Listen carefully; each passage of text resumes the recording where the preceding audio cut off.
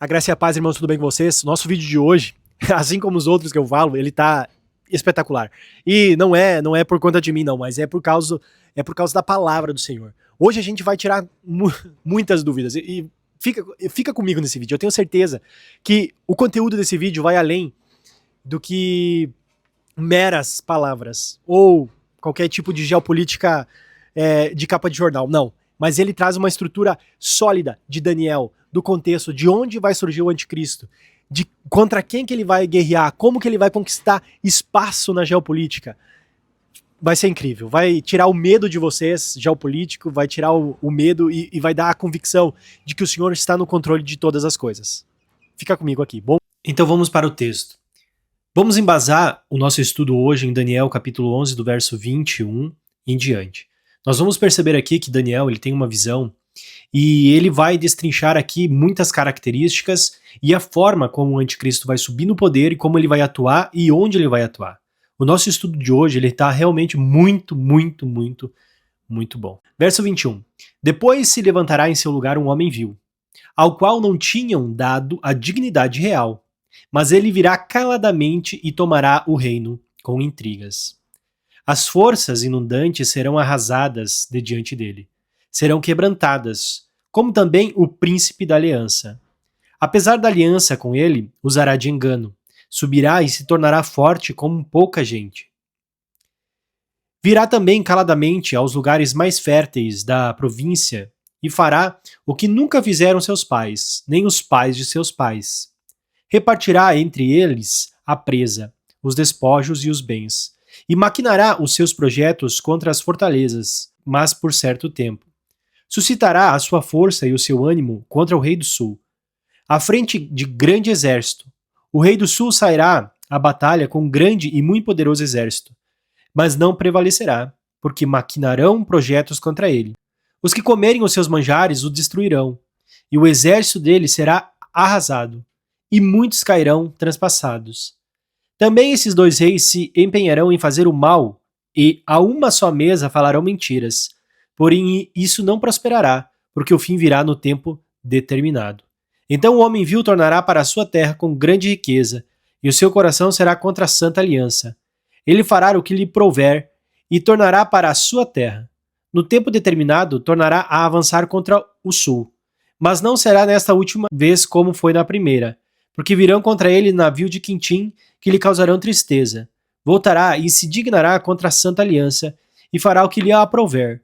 E tendo voltado, atenderá aos que estiverem desamparada a santa aliança. Dele sairão forças que profanarão o santuário, a fortaleza nossa, e tirarão o sacrifício diário, estabelecendo a abominação desoladora. Aos violadores da aliança, ele com lisonjas perverterá, mas o povo que conhece ao seu Deus se tornará forte e ativo. O sábio entre o povo ensinarão a muitos, todavia cairão pela espada e pelo fogo, pelo cativeiro e pelo roubo, por algum tempo. Ao caírem eles serão ajudados com pequenos socorros, mas muitos se ajuntarão a eles com lisonjas. Alguns dos sábios cairão para serem provados, purificados e embranquecidos, até o tempo do fim, porque se dará ainda no tempo determinado.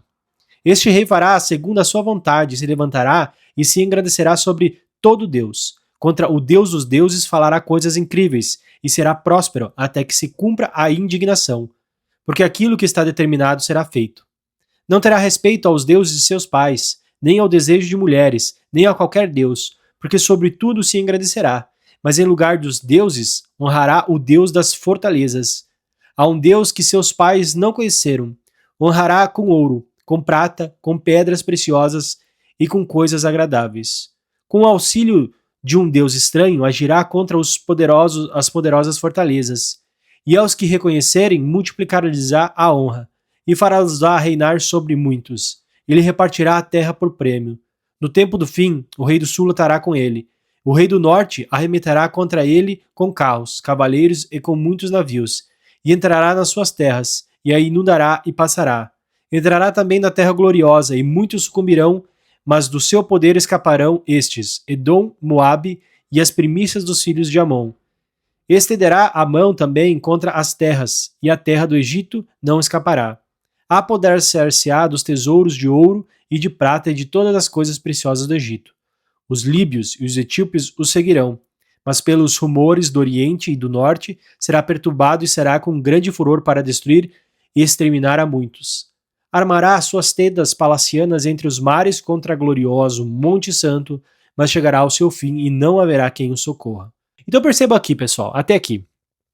Aqui nós temos muitos detalhes muito importantes, muito rico tudo isso aqui. Percebam que essa profecia ela está relacionada a tempo determinado. E o tempo determinado da intervenção do Senhor Jesus. Justamente de Gog e Magog. Então, nós vamos usar agora, pessoal, bases principais alinhadas com o que a gente acabou de ler. Nós vamos ler, como a gente acabou, vamos interligar com o livro de Daniel, Ezequiel, com Naum, Isaías, Jeremias, Zacarias, Joel, 2 Tessalonicenses e também Apocalipse. Esses serão os textos que a gente vai alinhar. Então a gente tem o eixo do norte aqui, e o homem viu e a guerra final. Esse é o contexto de tudo que a gente acabou de ler. Então, desde o Antigo Testamento, pessoal, o norte não é apenas uma direção geográfica, mas ele é o eixo de juízo. Em Jeremias 1,14 vai dizer que do norte se derramará o mal sobre todos os habitantes da terra.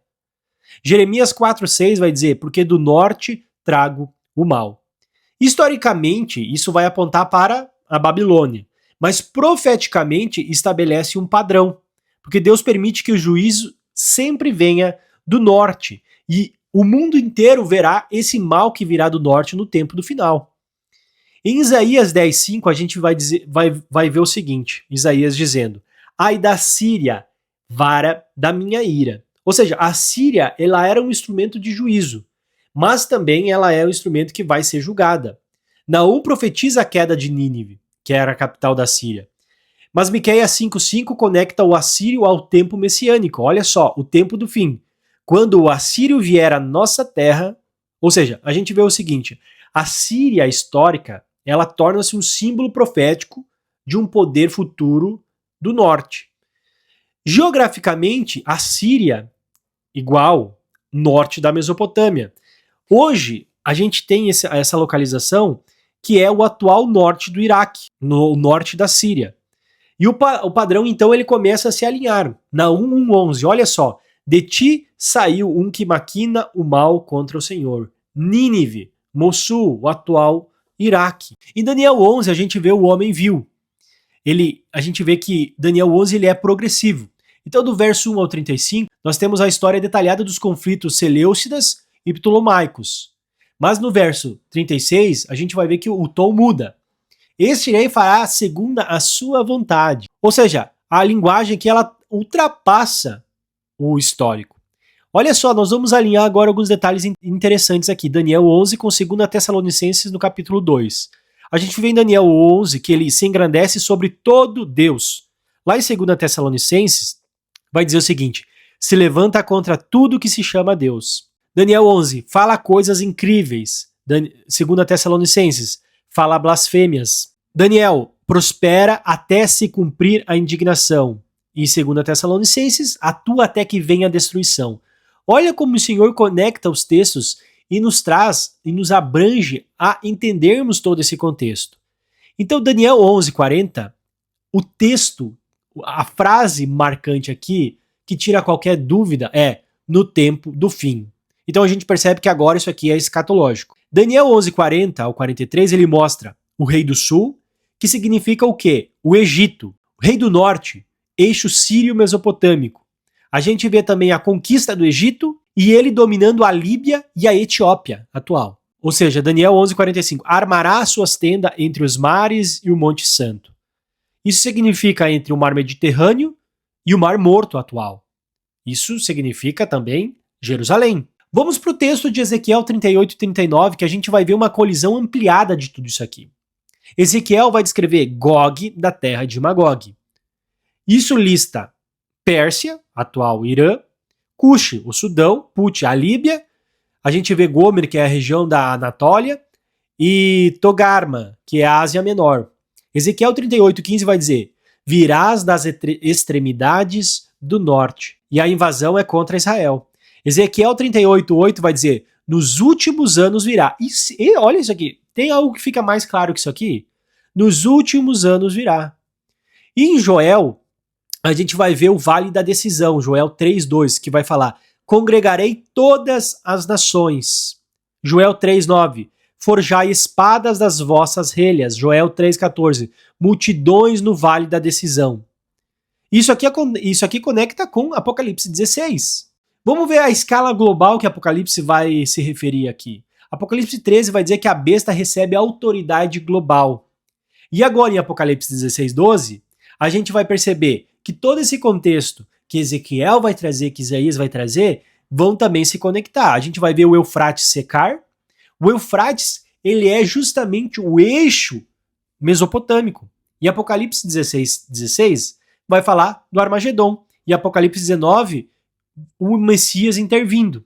Então, a conexão com a Babilônia que a gente tem aqui em Apocalipse 17, 18, fala de Babilônia final. Olha a conexão com a Babilônia antiga e com a Babilônia final.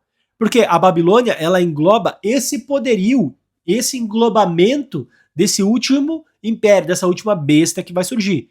Jeremias 50:51 profetiza o juízo contra essa grande Babilônia. E geograficamente a Babilônia, ela ficava no atual Iraque. E a gente vê que o anticristo, ele vai surgir da onde? Segundo Naum, desta região. Então, o eixo, ele permanece consistente. O eixo é qual? A Síria, a Babilônia, Rei do Norte, Eufrates e a coalizão do Norte. Tudo isso nos direciona para uma dimensão espiritual. Daniel 10, ele revela que os principados espirituais por detrás das nações são quais? O príncipe da Pérsia e o príncipe da Grécia. Logo, essa guerra, ela não é apenas um território, mas ela é espiritual e mundial. Efésios 6:12 confirma: a nossa luta não é contra carne e sangue. Vamos organizar então essa sequência profética aqui para vocês verem. A gente tem Israel, a gente tem o surgimento do homem vil, que é o anticristo, a aliança política, que é Daniel 11:23, essa expansão militar, ele dominando sobre o Egito, nós vamos ver o cerco de Jerusalém, essa coalizão global, uma intervenção divina, essa destruição do líder e do povo e o estabelecer do reino milenar de Cristo. A gente vê que nesse texto, nesse contexto todo, esse líder mundial, ele tem o seu exército. E a localização do exército deles, se a gente seguir o eixo do texto, a gente vai compreender que é na região da Mesopotâmia, próximo ao Eufrates, norte de Israel, e capaz de avançar por Egito. Isso aponta para o corredor sul da Turquia, Síria e norte do Iraque. Exatamente, olha só que incrível, o antigo eixo assírio-babilônico. Olha que impressionante isso. Ou seja, a conclusão teológica, o padrão bíblico, ele é completamente consistente. O norte sempre foi um instrumento de juízo e não vai deixar de ser no final. Com certeza segue o mesmo padrão. O homem vil surge desse eixo. Então parem de dizer que o anticristo é de Roma, parem de dizer que o anticristo é o Trump. Por favor, gente, vamos ter zelo pela palavra. O Jerusalém, ele é o centro do conflito. E a batalha culmina com a intervenção divina. Daniel 12:1, haverá tempo de angústia como nunca houve antes. Olha só, mas termina com o livramento do Senhor, com o Senhor Jesus intervindo. Isso, no meu último vídeo, eu falo sobre esse contexto, a angústia como nunca teve antes, e como que vai estar no mundo no Apocalipse. Eu sugiro você que veja esse vídeo, porque é de extrema importância. Então percebam que nada é por acaso, mas o Senhor, ele traz detalhes de como vai funcionar a manifestação do anticristo. Daniel, ele detalha tudo isso. E por que nós não damos ouvidos às profecias, mas muitos dão ouvidos a esses homens supostos teólogos, conspiracionistas modernos, que basta uma notícia e já ficam falando que Jesus está voltando, que Jerusalém está cercado, que a volta de Jesus é a qualquer momento. Então percebam que o Senhor, ele não aprova esse tipo de atitude. O Senhor, ele despreza esse tipo de ensino. E os sábios nos últimos dias, eles serão ouvidos porque as profecias acontecerão segundo as palavras ensinadas. Então percebam o seguinte, se uma pessoa ensinou errada e não veio depois justificar o seu erro pedindo perdão e se arrependendo, essa pessoa, ela deve ser descartada como uma influência de ensino bíblico. Por quê? Porque o Senhor, ele aprova aqueles que estão de acordo com a sua palavra. Fiquem comigo, se inscreva no canal, compartilhe o vídeo, por favor, gente. Vamos fazer isso progredir, vamos fazer esse canal andar, e não por mim, mas para que a palavra de Deus e o reino avance. A graça e a paz a todos vocês, pessoal. Fiquem com o Senhor.